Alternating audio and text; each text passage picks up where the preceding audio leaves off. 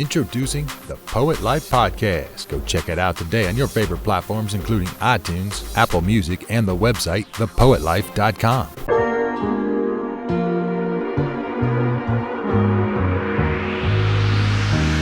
Find the way. Hey, it's Christoph Wrights of the Poet Life Podcast. I am so excited to have Dr. Shakina Rawlings in the building. Let me tell you all, it was just the other day that I was on Facebook. I was scrolling, just, doing what I do on Facebook. And it was a storm of positive feedback concerning a workshop that Dr. Rawlings. So I see Dr. Shakina. So I'm going to call you Dr. Shakina. That's okay, cool. Dr. Shakina. Okay, cool. All right. So Dr. Shakina facilitated, and it was about vision. All right. And so usually most times I'll have someone that's directly focused on poetry and the poetry scene, the poetry community, the poetry industry. But I knew that vision is blanketed across all genres, all industries. And so I know this conversation will resonate with anybody and everybody. Dr. Shakina, how are you? I'm good. How are you? I'm doing quite well. And surprisingly, when I inboxed you said, "Do I know you?" And I was like, I don't know, and it was so interesting because now I went to your page. I was like, man, we have like 43 people that we're mutually connected with. And so that's pretty cool. And we've met before at my church in DC, New Samaritan Baptist Church. But hey, how are you? I'm really good. Thank you so much for having me on your podcast tonight. Sure, most definitely. No, thank you for, and this was a few days ago. So thank you for, promptly saying, hey, yeah, most definitely. So I know you're super busy. It's the holiday. Matter of fact, it's 3 days before Christmas. Yeah. So, we're grinding, we're working, so I truly appreciate you. So first of all, tell me about that workshop. I didn't get a chance to see it, but I saw the onslaught of, man, that workshop was amazing, life-changing, and it was about vision, and that's for me. That piece right there is for me. So tell me about that workshop. So literally, I'm a visionary. I've had a girls organization for over 10 years now. I am a pastor of a founder of a church, and I also have my own company. So naturally, I had to see these things in order to produce it, right? Sure. And so one of the things that happened in my process is that I had to learn to do a lot of it on my own. I had to figure a lot of things out. I didn't have a whole lot of help. Google was my friend. Mm-hmm. I was my self-motivator at times, things like that. And so literally, I've always been this empowering person to always push people to their destiny, push people to go after what they see, to be the best them they can be, and all this great stuff. And I literally was like, I want to do something around vision, because so many people have vision, but they don't know what to do with it. And so what I decided to do was make the focus, instead of it just being vision, to make the focus about the visionary, because the vision starts with the visionary, right? And so a lot of times we have these ideas, we have these things that we want to do, but the issue is the visionary. Right. And so literally what I did was I laid out for all of the visionaries. We talked about what vision is very briefly, but I really, really dealt with them to talk about what are the things that kill vision. And when we talked about when I listed what were the things that kill vision, what I pointed back to them was, it's you. Everything that I listed, everything that I went through, from insecurities to pride to like all this different stuff that I listed about what kills vision, it all pointed to the visionary. And so then I once I told them what kills the vision, then I gave them characteristics for what a successful visionary, the type of things that they should possess to be successful in what they did and do. And that's what I literally laid out for the people. I just basically told them about themselves as visionaries, that we are in our own way.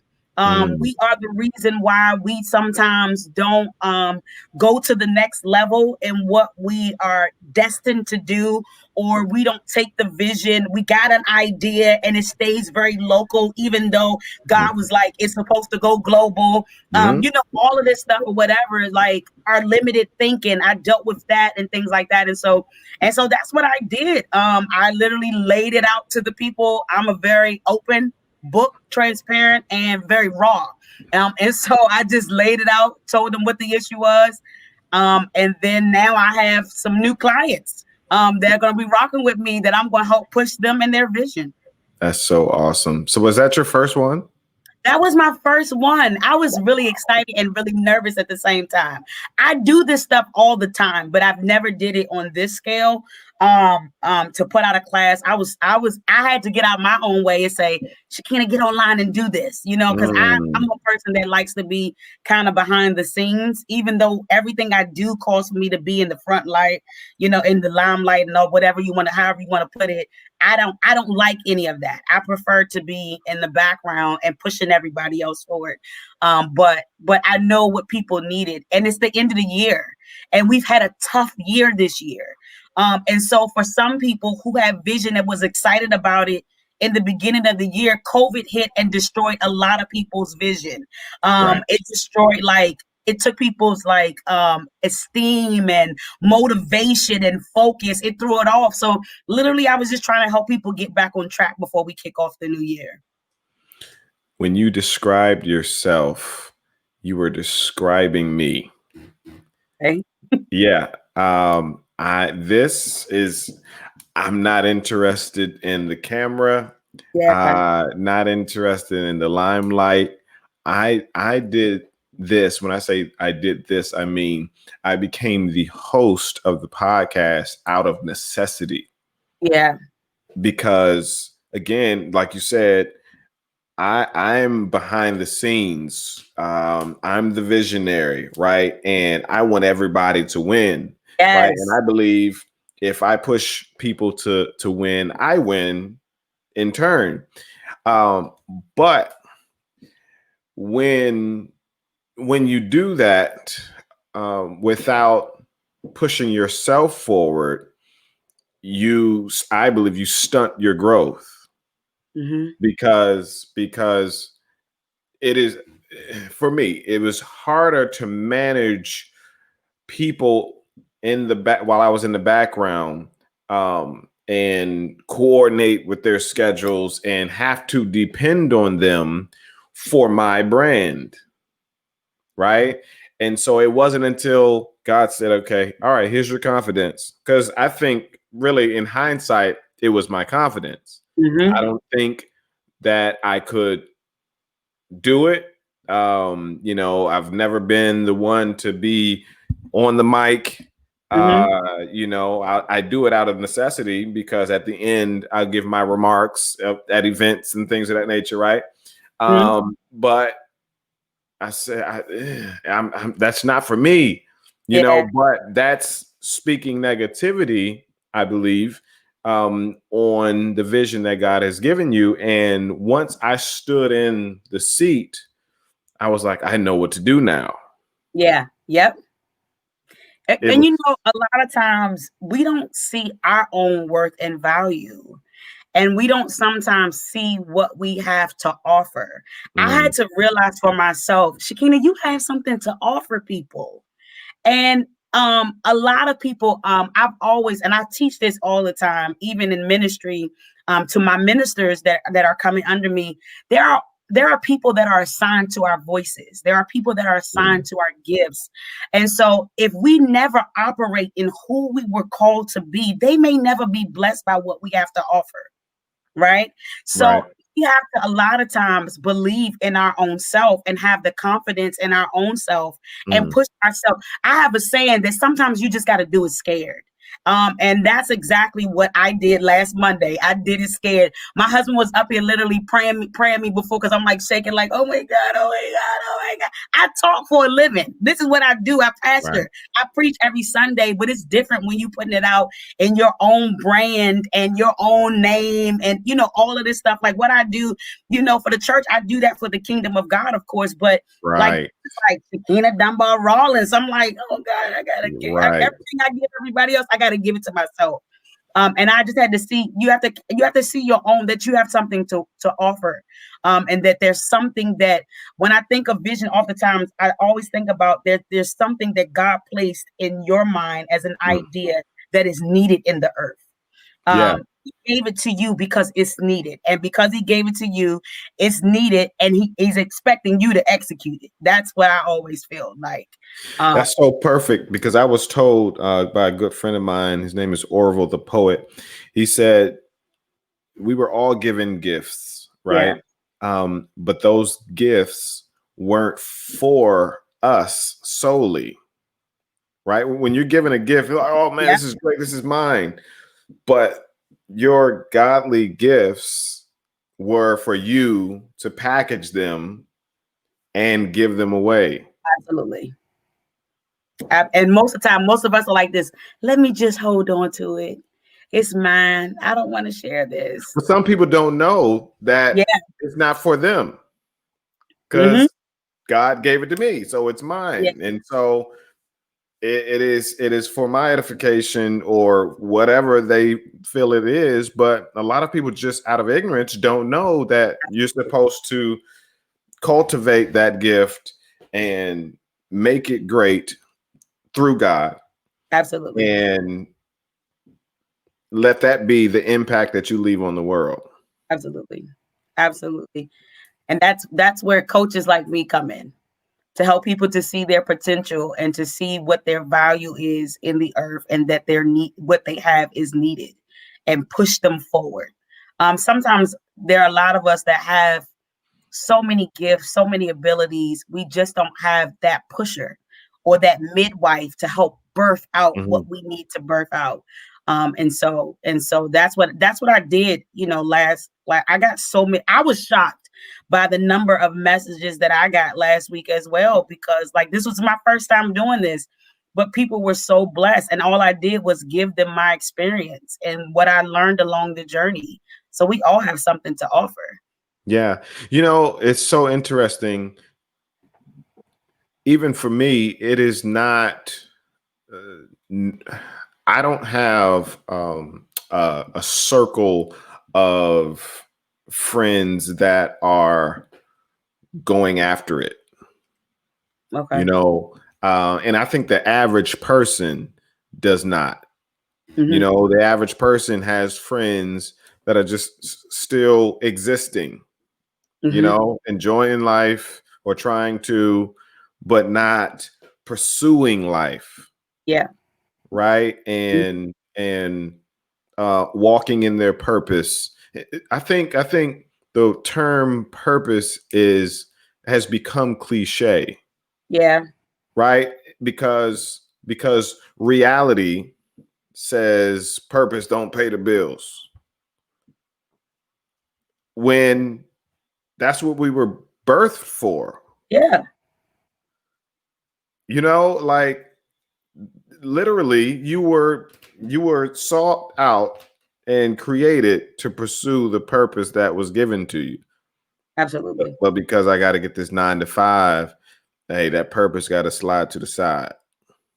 But you know, one of the things that because I until I build everything that I want to build, I still work full time too. Hmm. And so it's a matter of working my 9 to 5 and using my 9 to 5 to fund what I want to do and Hmm. what I'm doing. Because a lot of people be just like, I'm just gonna jump out there and you don't have nothing to help sustain and make it. So I understand, and I've given myself literally a timeline. Like, Hmm. this is what I need to build. This is what I need to do. Setting goals, Hmm. smart goals, Hmm. is what I would call them, smart Hmm. goals.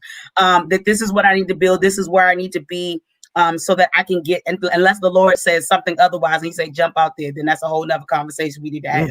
but, but literally you can work your 9 to 5 and still do what you need to do. That can be what funds what you want to do until what you want to do, you can be sustained in that. You know what I mean? Like, and I think sometimes we miss that.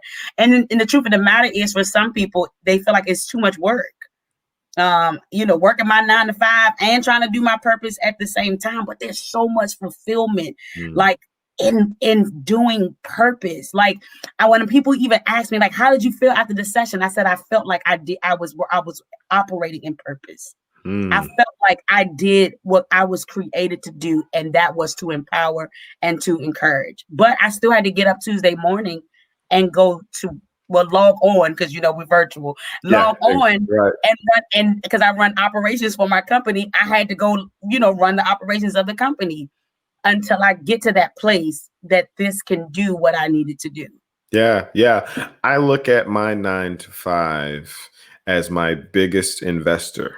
Absolutely. And they invest regularly. Absolutely. Every other Friday. Yes. Right? Yes, and absolutely. It's really about perspective. Absolutely. And if you can't manage your 9 to 5 and your purpose together, while your purpose is small, your idea is small, then I don't suggest that you jump out there, because you have time management issues. Because the question, I don't have time. But the question is, how much TV do you watch? Yep. Or how much time are you on social media? Okay. So if you calculated how much time you spend on social media and watching TV, that comes out to be like 20 to 40 hours a week. Really. I was telling somebody on the line the other day, because they were saying, one of the things I was talking about was some of the vision killers is like us being procrastinators, or even being lazy and not having good work ethic, and things like that. And so one of the little girls, she was on the line and she was like, I know I keep watching these Christmas movies. And I had to tell her, I love Christmas movies, but I watch Christmas movies with a laptop sitting in my lap. And I am still working while I'm enjoying my Christmas movies at the same time. And when you are a visionary, you have to invest in your vision. That means you have to be what I call a sacrificial servant, that you sacrifice yourself, you sacrifice things. One thing about visionaries, we're up usually late at night because we're trying to exit, because we work a 9 to 5. So we have to do things on the back end. So I have to literally be up some nights working, or all Saturday long, I am literally in my office at home, grinding it out. And then got to go downstairs and make dinner and do all the things that I need to do for my family and all that stuff. I have to balance all of that out. Yes. And so you have to, if you're going to really execute your vision or your purpose, you have to invest in that, and you're going to have to take some time to do it. But some of us are procrastinators, and then we procrastinate with the expectation that we're going to have great quality. You know what I mean? Like you just threw this together, and we all know you threw this together, or we don't have great work ethic. And if you want this to sustain you eventually, you got to know how to balance this and have some work ethic before you get to the full time of doing what you want to do. Yeah. I've noticed.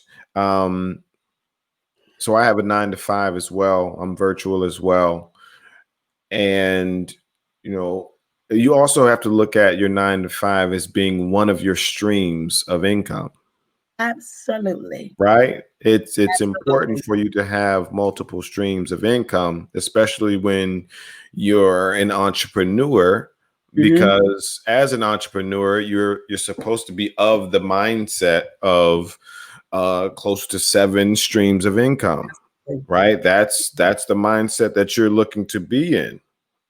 Right. And so to cut that off, just because you thought that because I have a vision for a business, a side gig or whatever it might be, it's counterproductive in my from my perspective, right? Because there's so much to learn at a 9 to 5. Yeah, absolutely. I, absolutely. I work in operations. I run operations management for a company that I've been working with for a while now. Mm, And the reality is everything that I have learned there, I am literally able to take and apply because I've learned to run a multi-million-dollar company. And mm, so literally I take every skill that I have learned there and I apply it to SD Rollins Enterprise. All right. beautiful. Good lessons and bad ones too. You know Sure. what I'm saying? Like you have to take that and apply it to what what you're doing. I agree with you totally. Yeah, yeah, that time management piece and I think that's the biggest part for most people, the time management, because a lot of times I see with some folks that I know that did take the leap when there's no 9 to 5 and they have all of this time, they're like, what do I do now? I have Mhm. so much time. I don't know. I don't know where to start, Yeah. Yeah. and it's so good that you offer the services that you offer because, again, I wasn't born surrounded by people going go get it and having the wherewithal to make it happen. And Mhm. so I've had to learn to step out of the circle that I'm in and step into different circles that I'm not familiar with. You have to be Because your own networker. yeah, that networking Like piece is that huge. networking piece is huge. Like, and I agree totally. Like, because I didn't grow up with the best situation at all. Like Yeah, where I grew up and what I came from, people weren't doing a whole lot of anything. right. Um, but it's about your own determination and what you desire and what you want vision, what you Sure. want to see for your life. And I want to see something greater than what I see. I know that there's something out there for me that's greater than what I see right now. And so you do have to connect yourself to people that are in the areas or arenas that if you want to do poetry, you need to connect yourself to some poets. Mm. You know what I'm saying? If you want to be and successful ones at that, like, and Thank don't you. to reach out to them, like, hey, Yeah. like social media is everybody's friend right now. Like, you Hmm. know what I mean? Like some of these celebrities and different stuff and Clubhouse right now is like popping. You can jump in these things and talk to people that you didn't even imagine that you would have a conversation with. Hmm. You have to be bold enough to step out there Hmm. and hope for the best, and listen, nothing beats a failure but a try. Yeah. So just try. That's how I figure. I try. I see what happens. That's why I say with this class, I'm just gonna try. Let's see what the Lord does with it. Stepping out on faith. Yeah. But that networking piece is a big piece. What were your points, right? What were the resonating points in your workshop? Like what did they take away? I think it first of all, I think it was contingent upon the person and where they were Okay. at the time. Some of the points from just vision killers from talking about I really dug into procrastination and work ethic, and also insecurities. Mm, I dealt with insecurities, and another one that I dealt with was emotional health, and people were very shocked behind that one mm, because I used the example. I have a client in particular who was selling products and things like that, and they when somebody rejected them, it took them to an unhealed place, that's right? huge.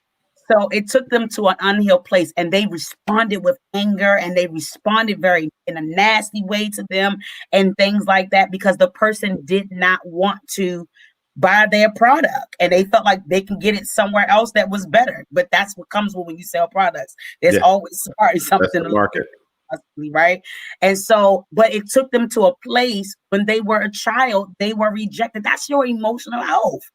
And if you don't deal with that stuff, it can dictate and kill Mhm, your vision. mhm, Like mhm. you literally, because somebody rejected you in this moment, are stepping back into something that you weren't healed from.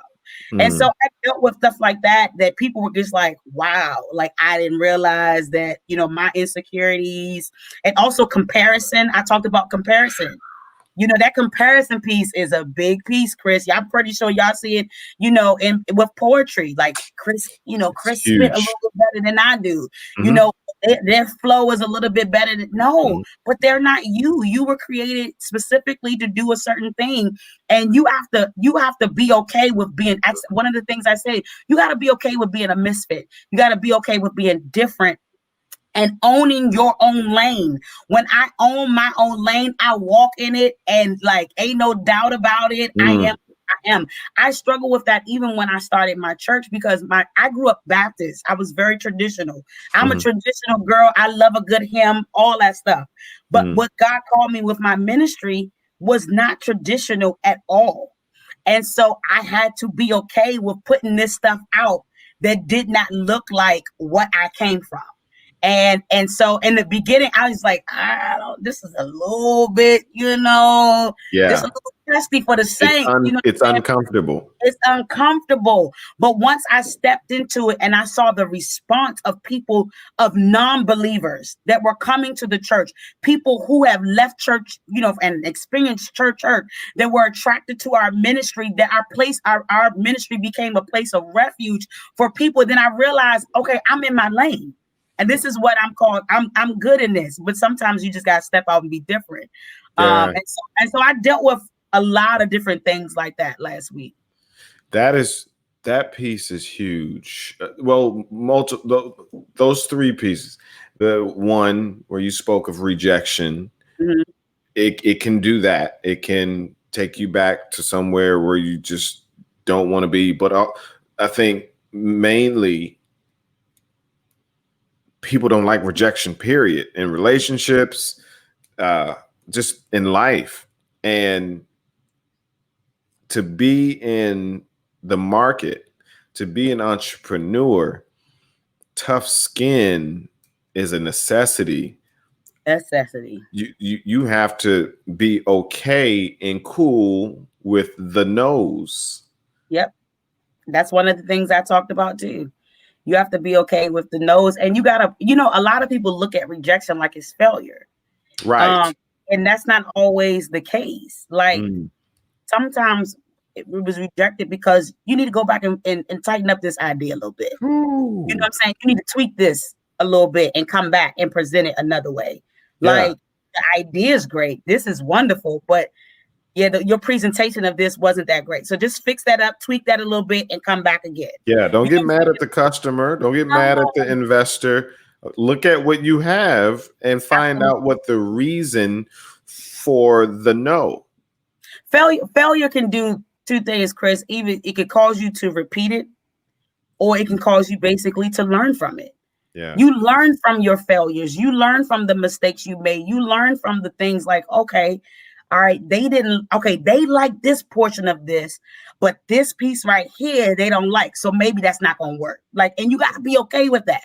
As an entrepreneur, you have to be okay with some people. Everybody not going to like your stuff. There are some people who are not going to get with you, and you have to be okay with that because there are a group of people that will. Mm-hmm. And you have to be comfortable with that. Everybody's not gonna like. It's like life. Everybody's not gonna like you. It's okay. Yeah. Yeah. Will Smith said, fail early and fail forward. Wow, that's good. And what that means is take it as a lesson. Absolutely. Like we just said, find out where you need to tweak what you have. And sometimes take an honest inventory of what you have and say, I need to scrap this whole thing and start over. Yep. Well, that's one of the things we talked about last week too, about assessing yourselves, kind of evaluation, your own inventory, looking at yourself, looking at what's not working, what is working. And you got to be okay because everything is not going to work. Yeah. Or some stuff, it's also about timing. It may not just be the right time for this right now. This idea is great, but it may not be the right time for it. Yes. You know what I mean? Like, so just all of those pieces. Yeah. That timing piece is a major key Major key. Great idea, but not right now. Absolutely. Write it down.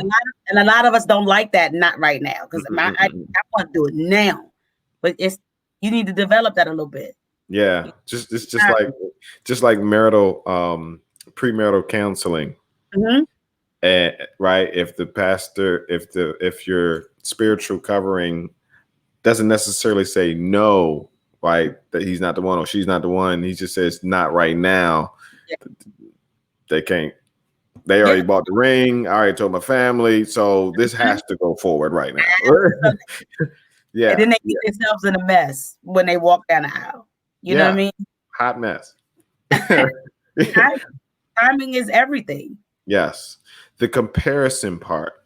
The comparison part is skills. That takes skills. That takes skills to not compare. Yeah. And it takes practice because, you'll see your friends winning, I say quotes, because social media is all of the highlights of your life. Right. So it looks like your friends or whoever you see is winning, but behind the scenes things could be in shambles. Sure. But and you're still comparing yourself like, oh man, they're traveling everywhere. I'm stuck at this 9 to 5. I'm gonna just quit right now. Like, yeah. And instead of focusing on the vision that you have or the vision that you were given, right, in cultivating that. Yeah, one of the things that I always tell people, when you find yourself in the place that you start comparing yourself, you gotta check yourself. Yeah. You have to check yourself. Like, why am I doing that? Where's that coming from? Check yourself and then focus on your stuff. That means you're too focused on them and what they have going on and what they're doing. You need to refocus and focus on you. But sometimes we have to check ourselves, because that's when our insecurities come in and all that stuff plays a part. And sometimes you have to check yourself to say, okay, where is that coming from? Why am I functioning like? Why am I doing that? What is happening right now? Like, why am I comparing myself to my girl or my boy that, like, we homies, like, we cool, right. Like, I support everything they do. There's something on the inside of me that I need to deal with in that. Like, whether it's my insecurity, or I don't feel like I'm good enough, or I feel like my opportunity hasn't come yet, or whatever the case may be. And one of the things about comparison is that we have to be very careful, because we don't know what it took for people to get to where they are. Yeah. We don't know the nights they had to cry, the sacrifices they had to make. We don't know the investments they had to make and all that type of stuff. So we have to be very careful with that. Sometimes I read something one day that was talking about, you're comparing like their now to your beginning. Like, I can't compare, like, people who've been doing visionary stuff for 25 years, their foot is wet in the game. I'm just dipping, I'm like, it's like a pool. I'm just dipping in, trying out, testing out the water, all of this stuff, or whatever the case may be. And so I can't compare that they're in the deep end, diving in and going to the bottom and coming back up, or whatever the case may be, to me being in 3 feet. You can't compare that. You can't compare that. You can't compare that. And sometimes, like you said, even in the sense of, sometimes we're comparing ourselves to what we just see on social media. And they look like they flossing on social media, but they really got $5 in the bank. You know what I'm saying? Like, we put on a facade, so that people can see us a certain way. Sometimes through social media, you can't judge people based on that. That's and just like you said, we social media looks like it was an overnight success for them when they've been grinding for like 10 years. No, seriously, that's real.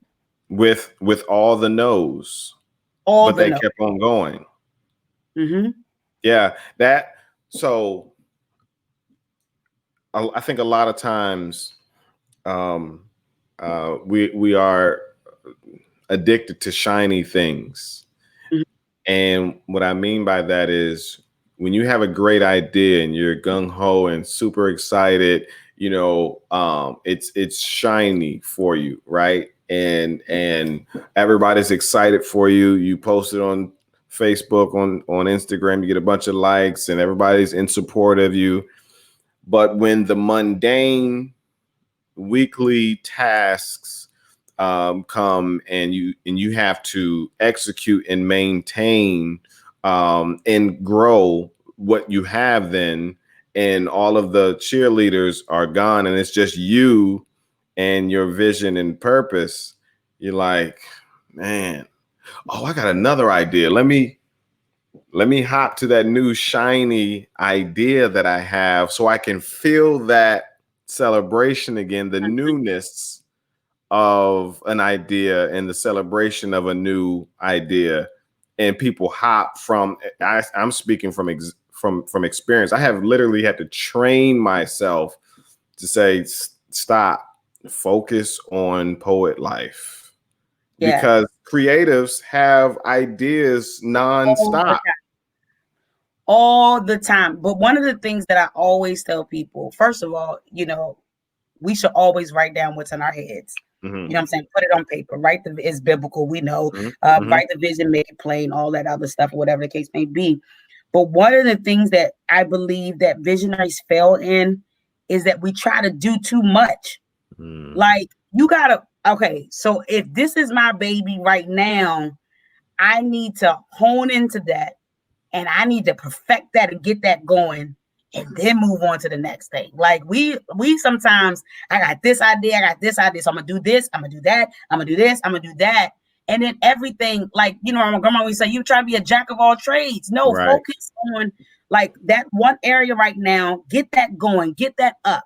All right, you got that going, blah, blah, blah. Now you can go to the next thing, or whatever the case may be. You have to focus in on something, or you're going to fail at everything, trying to do all of it, and you'll overwhelm yourself.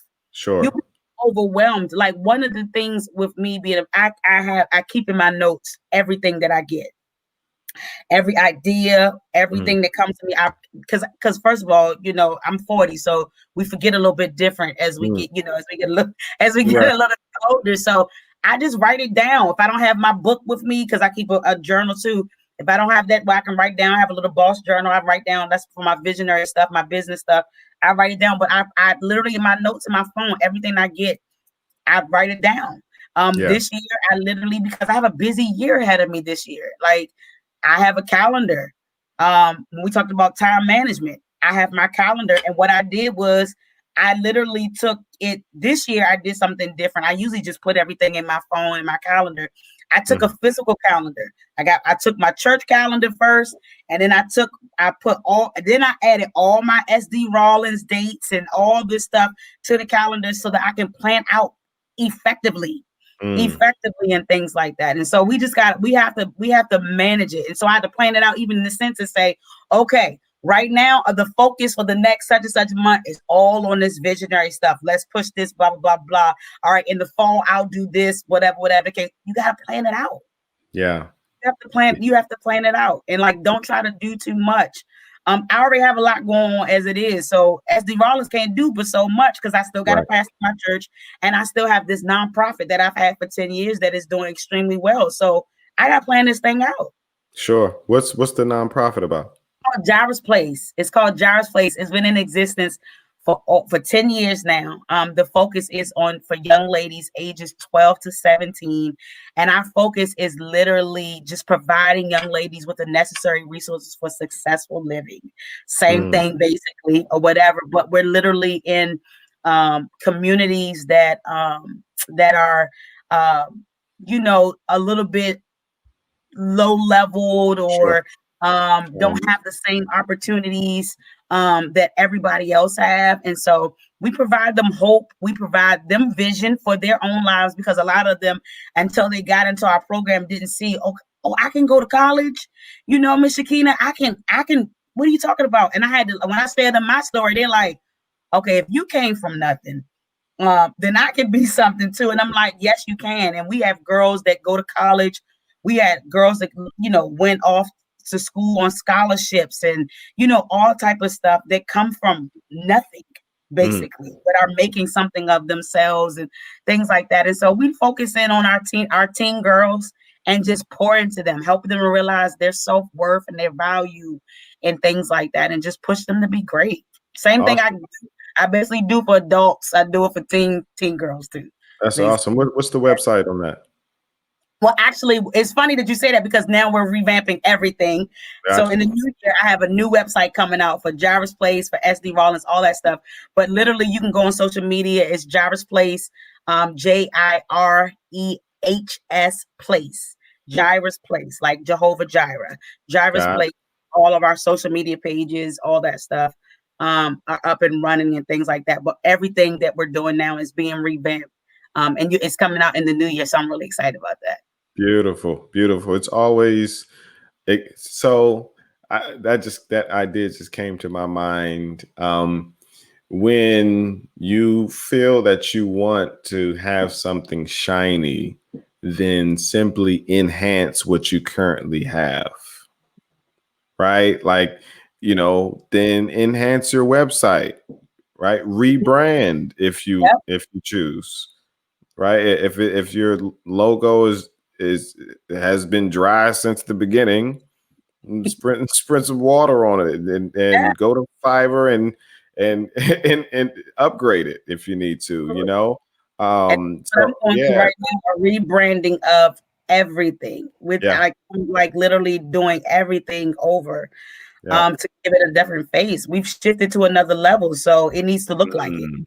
Yeah, I'm in the same place. That's why, as you can see, I don't have my podcast logo right now because I'm waiting for the new year to release the brand new logo and the new face of the brand and everything. So yeah, very excited about it. That is always fun. So again, if you find yourself in that, it's just the dry period right now. And you have to go through those dry periods where it's not all lights and cameras, where you need to go. 2020 was dry. Okay, listen, let me tell you, my year started off so great. I was doing trainings and developmental stuff because I go in and I train ministries as well. Like, I do a lot of different stuff. So I was going in, I had contracts with churches and I'm training them and developing them. I had stuff laid out for the year and COVID hit and nothing. You know what I'm saying? So literally okay, we got to pivot. That's And the word. That's the word everybody's been using, but it's the reality of where we are. Okay, you gotta figure out how you can do this thing virtually. So literally now I'm like, everything that I do, I'm gonna do it virtually. Everything, even my girls program, we're gonna run in February a pilot program for the girls to try it out to see if it works virtually for them. To see if they like it, because they like to be in person. I want to see if they like it. Because they're in school all day virtually. So I don't know if they'll like it. So we're gonna see. Try it out and see what happens. I think they will. I think they will, as long as it's engaging. Yeah, absolutely. Right. And you study how to, because it's new for everybody, how to make a virtual experience engaging, even though we're all on Zoom and whatever other platform for 24 hours. Absolutely. Right.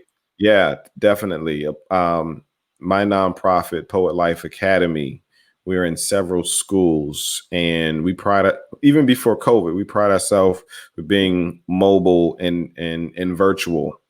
And so nothing has really changed in that regard. And so, when we first started our mentorship program, Boys to Kings, Girls to Queens, at first, when the students were coming in, halfway under the camera,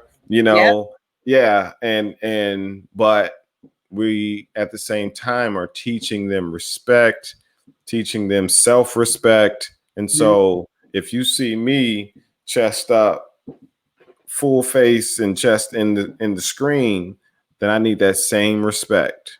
Absolutely. Right. And so we go from seeing forehead to seeing eyebrows to seeing eyes, and And so because you take this approach that this is the way of the world now. Mm-hmm. So this is new education. Yeah. Right. We knew in the future that our kids would be learning sometimes from home or even in the classroom, but the teacher is on the screen. Mm-hmm. We knew that was coming. It was inevitable. Yeah. But COVID just accelerated, Majorly. cut the time short. And it's here now. Absolutely. But it was coming regardless. It was coming eventually. So now that it's here, they have to be taught how to live in it and thrive in it. Yeah, absolutely. Because you can win. So when we first started the podcast, we were limited to having to simply well, I don't like using the word interview because we're not interviewing. We're having great conversations, right? We were limited to inviting guests who were only in the DC, Maryland, Virginia area, or when they flew in or traveled to the area. And so we were limited to that, right? But now, because COVID has forced everybody virtually, and this is the norm, we can have conversations with anybody and everybody around the world. Yep. Absolutely. So you can win. That's been one of the benefits of COVID. And it's very funny because one of my admin for my church said, Pastor, you've been able to bring in some guests that you wouldn't have been able to bring in. What? Like you had to pay for hotel and cars and flights and all that stuff. Like low overhead. No overhead. Very little. We literally had Lisa Nichols on the podcast. See? You know, it's and because before, when everything was face to face, this was that's not legit. You know, y'all cheating. You know, the person needs to be in there in the room with you. Right. You know, and now it's commonplace here. You know, and so just really excited about that. Those points are huge. Pivot. Perspective, man, that'll preach all day. Good gracious. Let me ask you this. So back to the visionary, right? Mm-hmm. If do you believe that the visionary has to be the number one person, right? It has to be the CEO. You can be the founder because that was your idea, but does that visionary need to be the number one, the CEO of the idea of the company? I think it depends. I think it depends on what you're building. I think it depends on what you see. I'm a strong believer in your team. Yes. One of the things that I express and I believe in is the importance of staffing around your weaknesses. Right? Yes. Means you have to be secure in who you are. You know what I mean? And realizing that you have weaknesses or whatever. Like when I look at anything that I do, the team that surrounds me are people who work in areas and do what I don't do. Right. They're good at it. I don't do graphics. I can't tell you about a website. I can barely manage my own calendar some days. Right. You know what I mean? Right. I staff around and they literally help you to build the vision, and they literally help you to execute the things you need to execute and things like that. My boss that I work with, she's the owner of the company. She's not the CEO. Her husband is the CEO, but she's the visionary. There you go. The visionary, and she's considered the managing principal because it's for an accounting finance place. Got it. And so literally, she's the visionary. She Mhm. stepped out first and got it started, and then brought her husband along, and he's technically the CEO, and she's the managing principal. So, and she has the vision. So So it is she took it as far as she could based off of her skill set and took an honest inventory of where she was and what she could do with what she had or what she built. absolutely. Yes. And and I fear a lot of people can't and won't get that. And the reason I say that is because it's mine, it's my vision. And so they'll limit themselves, they'll limit their growth because of that. And that's the issue. That's an issue. Like, because we can't do it all. Like, you cannot do it all. Like, so you have to have people that surround you that can work in areas that you can't. For example, I'm the founder of Jairus Place, but I have a team of young ladies that do all of my programming. I lay the vision, I give them the workbooks, all this stuff. They design it how they want to put it together, all that great stuff, and then they execute it.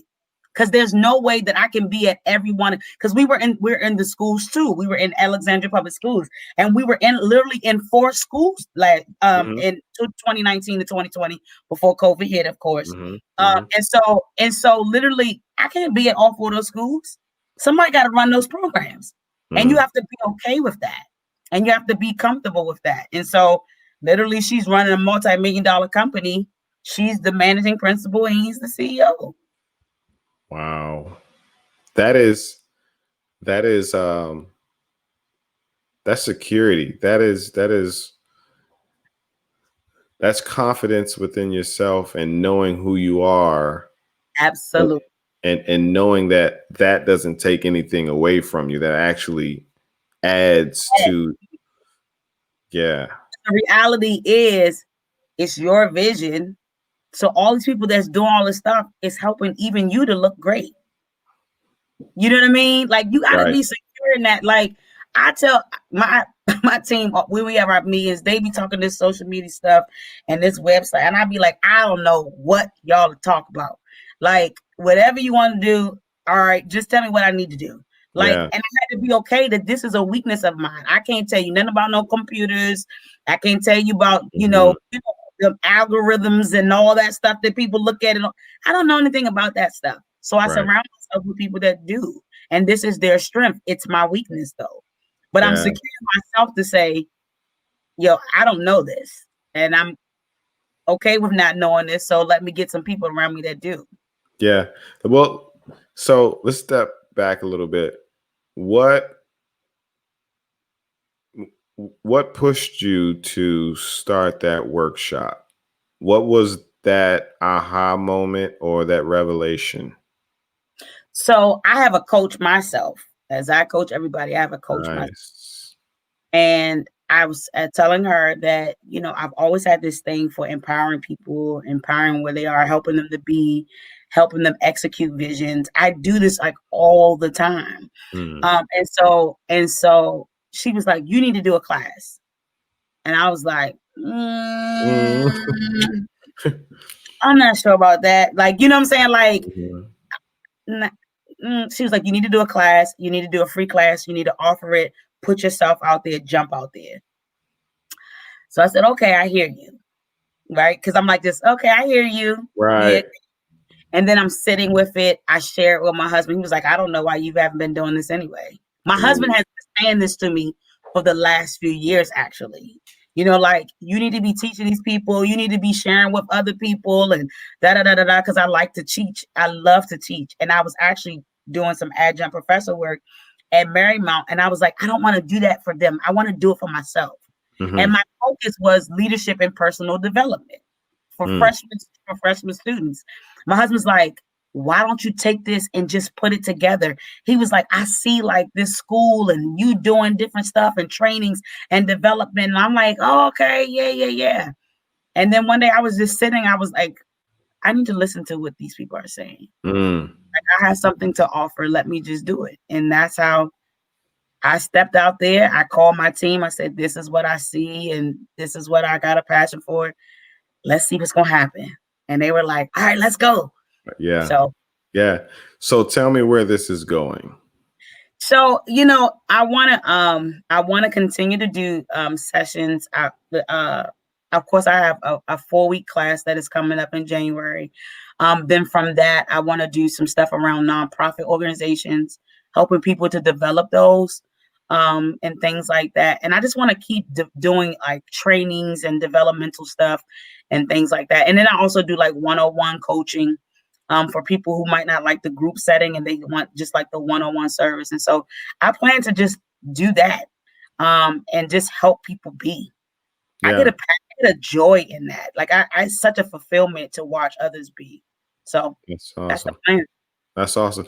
So in January to jump the year off 2021, you have a 4-week course or class. Part of the group coaching session, yeah. Okay, awesome. So how's that set up?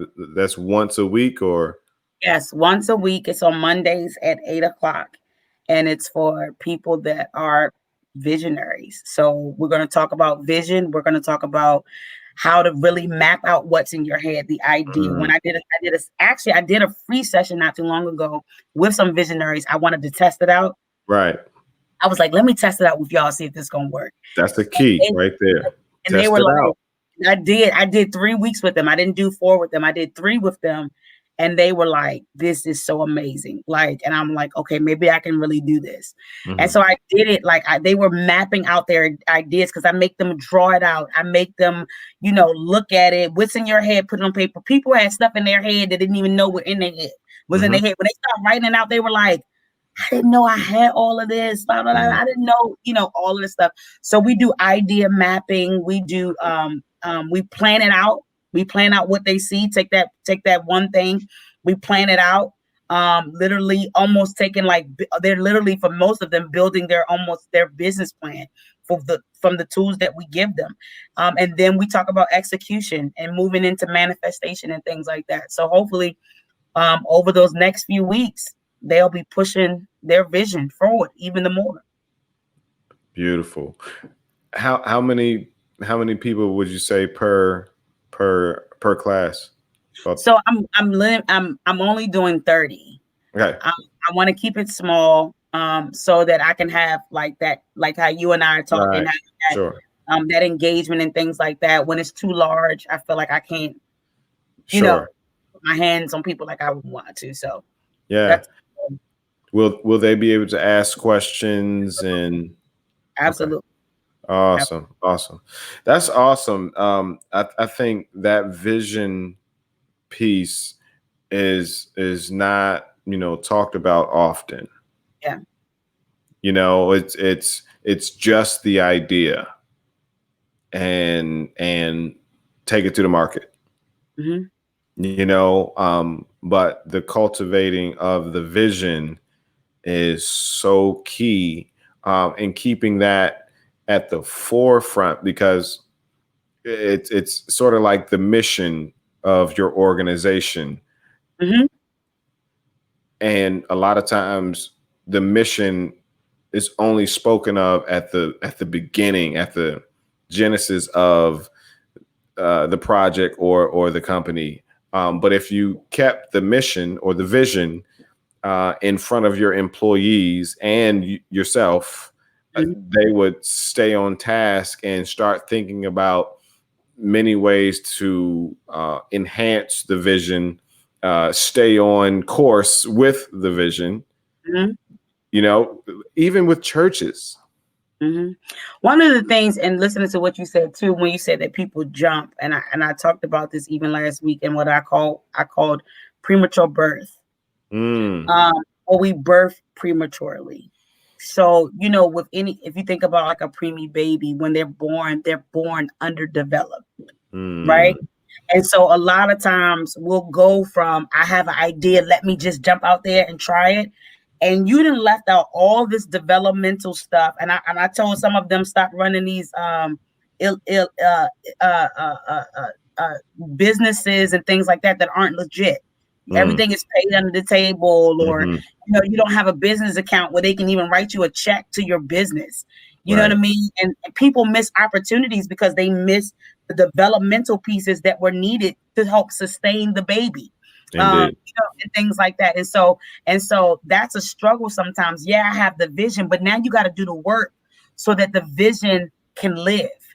So that Sure. the baby can live, in a sense. Even when the baby is born prematurely, it takes a lot of nutrients and things that are needed to get it to the place that it needs to get to so that it can survive. And so we struggle sometimes making that jump too fast, and we haven't put the things, you're not even an LLC, or you're not Mm, incorporated, or you don't have an EIN number, like simple stuff to mm. put the vision in place. Your stuff is not trademark, or like different things like that. We jump out there and then we wondering like why my stuff didn't live. Like, you didn't even have the stuff. I remember I had somebody one time that almost missed an opportunity.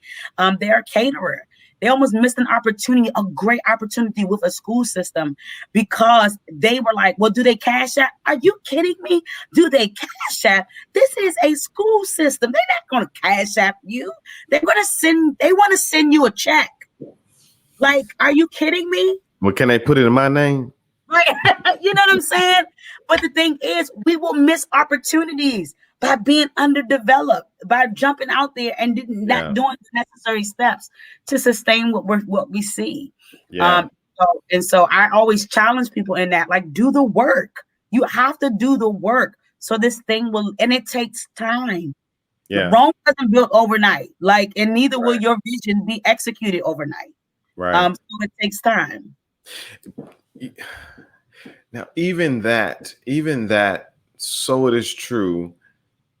Even that is tough for a lot of people, because for a lot of people, if they just don't start, they won't. Yeah. You know what I mean? So that is the ideal situation right there, but so many people simply will not start at all if they just don't start somewhere. But the issue is, where are you starting? Yes. Because I can start. That doesn't mean I'm in it fully. No. But Right. you Sure. have to start with an idea and a plan. Sure. You know what I mean? And so that's the issue, because people don't know, as what you said earlier. People have no clue. So I have all this stuff in my head, and I'm just gonna start. And then you're like, well, it's not living, or I wasn't prepared that it was going to be great. And I jumped out there and I don't have the things in place to help me. Like, you might start a t-shirt company. I'm gonna jump out there, I'm gonna start my t-shirt, and then you got to demand on the shirts that you weren't prepared for. You know what I mean? Like, so you don't have no system in place for how to mail the shirt. So you got all these shirts that's on back order. You know what I mean? Like, we don't think about the planning pieces. Yes. That goes with it. Yeah. First of all, I really appreciate you. This information is so key and vital and so on time. And what we're talking about, I think, will take a lot of people to the next level. But a big key to that next step and next level is the tutelage and the receiving of the knowledge. But before that, to get the tutelage and the knowledge, you have to invest in yourself and into your vision. Absolutely. And that piece escapes a lot of people. I'm not paying nobody to tell me what my vision is, but they're not telling you what the vision is. They're just helping you to execute the vision. Yeah. Like, nobody can tell me you can't tell me what my vision is. Like, it's Right. my vision. But my responsibility is to help you get it, like to see the manifestation of the vision. Like that's what because I literally took it upon myself this year. I was like, okay, Shakina, you want to go to the next level. You really want to do this stuff. You got to invest. I was like this, let me take these little coins, little extra coins I got. And I started paying for a coach, you know what I'm saying, that will literally coach me to the next level. And that's why I did that workshop a couple weeks, because she took what was in my head. I literally like laid it out to her and she was like, okay, boom, boom, boom, boom, boom, boom, boom. And I was sitting back like, are you kidding me right now? Like, she was like, let's get it done. She helped me put it together. She helped me map it out and figure this thing out. And I'm sitting here on this podcast with you tonight because somebody said to me, girl, just get out there, do it. This is what you need to do. Make sure it look like something when you put it out there. Yes. You know, all this other stuff or whatever the case may be. And I did it. And we're sitting here having a conversation about what I invested. And one of the things I talked about, one of the characteristics of a successful visionary is that you have to be an investor of yourself. Invest in yourself and invest in your vision. Yeah. And you have to be the biggest investor in your vision. Absolutely. Yeah. Yeah. A vision at the outset is a picture, is a puzzle box with a picture on it. So you see it, you see what it's supposed to look like. But when you open the box, it's a bunch of little puzzle pieces spread out, and you got to figure out how to put that picture together. Absolutely. You know, because I've been there. I was like, man, here's my vision right here. I know I have something, but and for me, God gives me parts of the vision. He doesn't even give me the full, because he like can't handle all of that. You know, and I'm like, I got one puzzle piece. Yeah. You know, so I don't even get to see the full picture. You know, I just have to take that one puzzle piece and work it. Absolutely. You know? He gives a piece at a time. Like because God knows for real, he knows, like, if I give Chris all of this, Chris gonna be like, this too much. I ain't nobody studying this. Like, ain't nobody doing all this. Right. He overwhelmed. So he has to like almost like spoon feed us. Like, let me give you a little bit here. All right, you did that. You were able to accomplish that. All right, let me give you the next piece. Okay, you got that. Now I can give you the next piece. And that's how he functions a lot. He doesn't give us all of it at one time, because I know he knows us. He knows what we can handle. So for me, he don't give it to me bits and pieces. Right. Like, too much. Listen, I don't even know if I'm gonna be able to accomplish all of that. Right. Yeah. Like, so No, you couldn't have told me or convinced me that I was going to be the host of the podcast. Yeah. That wasn't in my plans. I had the idea for it, right? And I was going to make it happen. I got my hosts in place, but trying to manage, it's key to manage people. But trying to manage the role that you're supposed to be in is halfway impossible. Absolutely. You know, so I'm sure so many people got so much information from this episode. Let me ask you, so it's your first class starts on the 4th of January, yes? Yes. Okay. When's the deadline to register? Is there? Actually, the 2nd. Gotcha. But we'll be consistently doing stuff. Okay. Well, it won't just be this one. And people can follow the pages and things like that or whatever to know what's going on.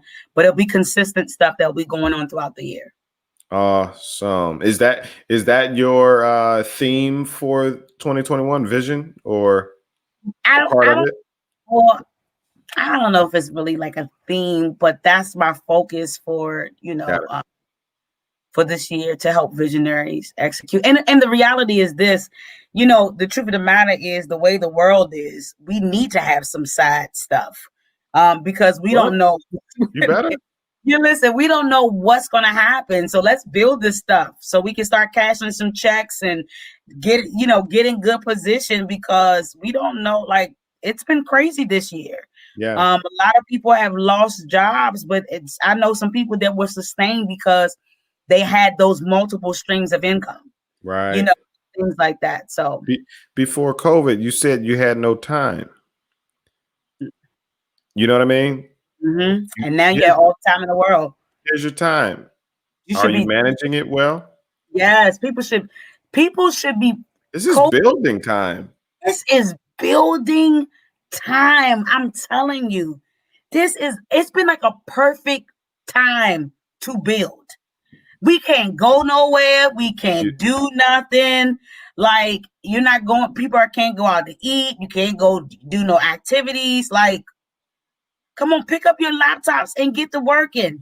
Just start mapping, writing this stuff out. Put a timeline to it. Set some goals for yourself. Do something. yeah. Something. That's so good. That's so good.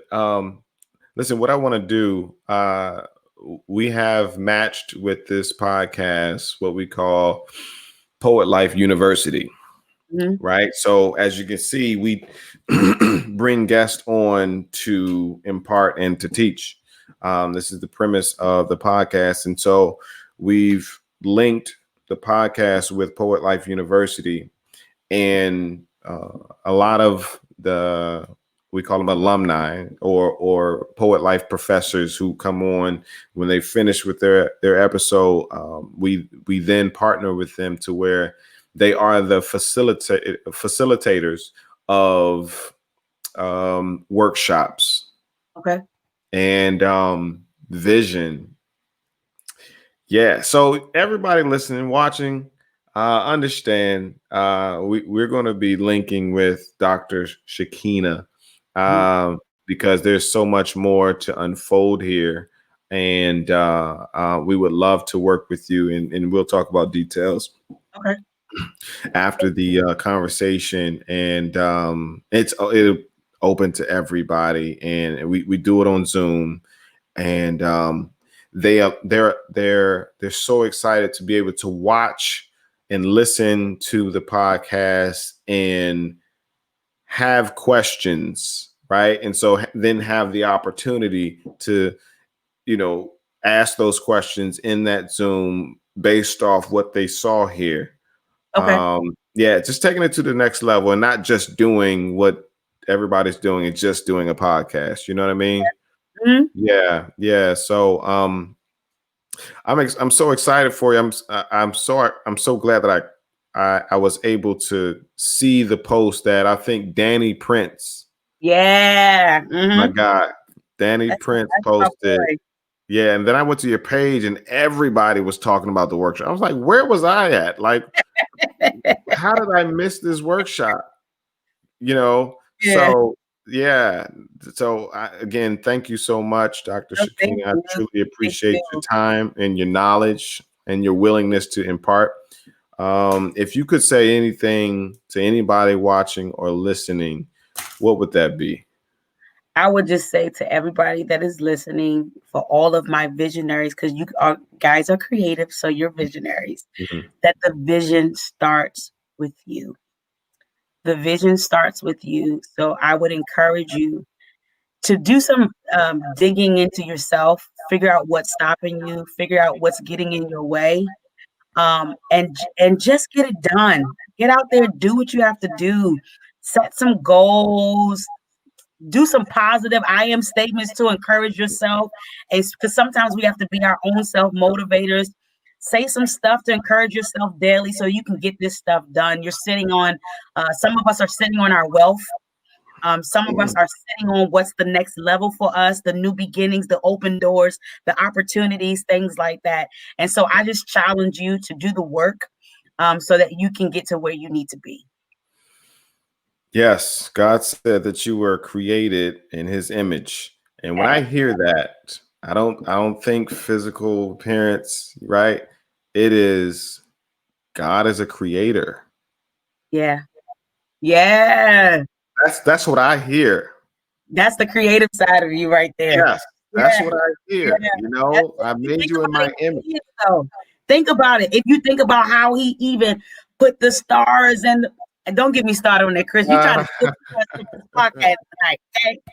That is so good, Chris. Yes, It- he is. He I is. wanted to say that so because that's how I see what he said. So, listen, it's the Poet Life podcast. It would be another hour if we go into that. But we'll stay connected. Absolutely. And thank you so much again. Oh, It is thank the you. Poet Life podcast. If you want to know more about what we have going on, go to thepoetlife.com. But continue to watch, continue to listen.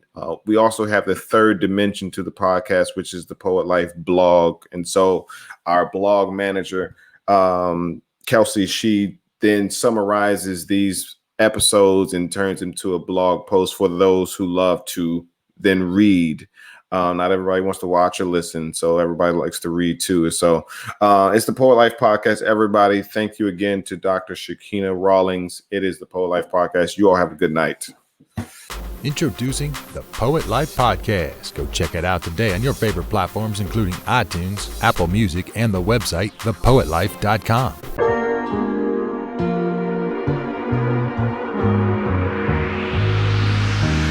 Find a way. Find a way.